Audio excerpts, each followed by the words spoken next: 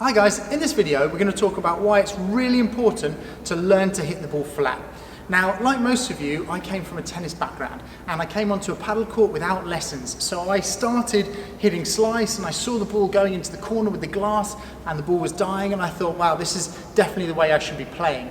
It's not until I went to Spain and I was learning with some of the best coaches that they explained the reasons for hitting that ball flat and why it's good to get that into your game early on. In this video, we're going to explain why that is. There are three main reasons why it's good to hit that ball flat. The first is consistency.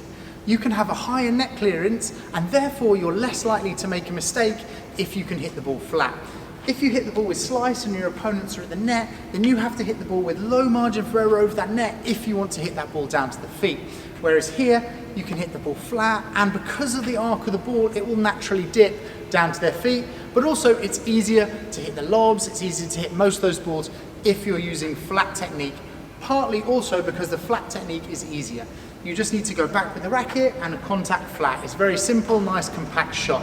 Whereas the slice, you need to come down on the ball, you need to time that ball well and brush the ball in order to get an accurate shot on the other side of the court. Now this low risk is really a huge thing in paddle because the better you get, the more you need to move your opponents around the court, force them into positions without making a mistake, and that's really the key. The second reason is you can be more effective with your shots. Now, if we take the Chiquita, that's a shot where you hit from the back down to the feet of your opponents who are at net and therefore take advantage of that point. You can do that with a flat shot.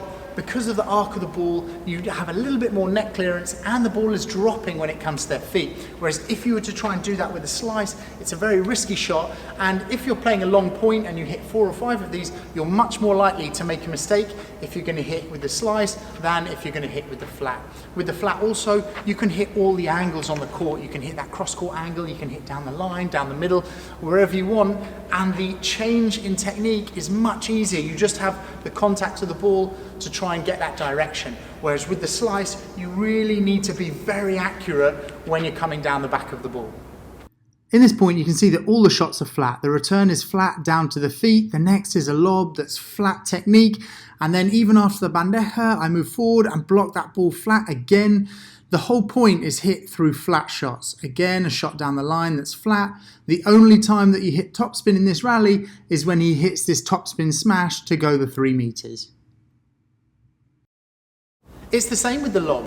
You have a bigger target area to go for if you're going to hit a flat lob because you can get more height on that ball. You get more height on the ball, you can really aim anywhere in this corner if you want to clear your opponent's head, and it's a difficult shot. Yes, sometimes you have to be careful that it's going to bounce off that back glass, but most of the time you'll definitely clear your opponents with a nice flat lob in this area. Whereas with the slice, because of the trajectory, it's a lot lower, a lot more shallow. That means you need to hit that slice deeper in order to clear your opponents, because your opponents could move back and potentially reach that shot. Now, if you want to hit the high slice, that's quite risky because you have to have fast racket head speed, cut under the ball, contact it perfectly to get it up at that angle. Now, this leads on to the third main reason that it's good to use flat, and that is disguise. If you're bringing the racket back here, you can go from here into Chiquita, you can hit the ball fast and flat towards the body, or even you can change at the last minute to come under the ball and lob your opponents. And when you get to a better level, that is really a time when the disguise is important. If you hit the slice, yes, you can come down the ball down to the feet. It's difficult to be accurate with the slice going flat past the body, and it's difficult also to be accurate with that lob. You can do it, but as we've said before, it's a much higher risk. This point shows some good disguise. So the return is down to the feet and the server then blocks that ball back. We as the defenders know our plan is either to lob our opponents or hit down to the feet so we can get ourselves moving forward.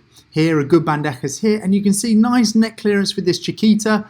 There's then a flat lob that sends the ball nice and high, which is difficult to smash, and you can see the bandeja, it bounces off the glass and the player here can disguise that ball to hit the angle winner. You might say to me that you don't need to disguise the ball just yet. You're learning the game, you're at the beginning of your paddle journey, but I would say that it's really important to learn to hit flat. Yes, you don't need to disguise the ball necessarily, but if you can learn to hit the ball flat on both sides and control that ball hitting a flat shot, it's going to be a lot easier to add to your game at a later date. Now the Chiquita video is a good example of why hitting that flat is a good shot and how it will affect your opponent.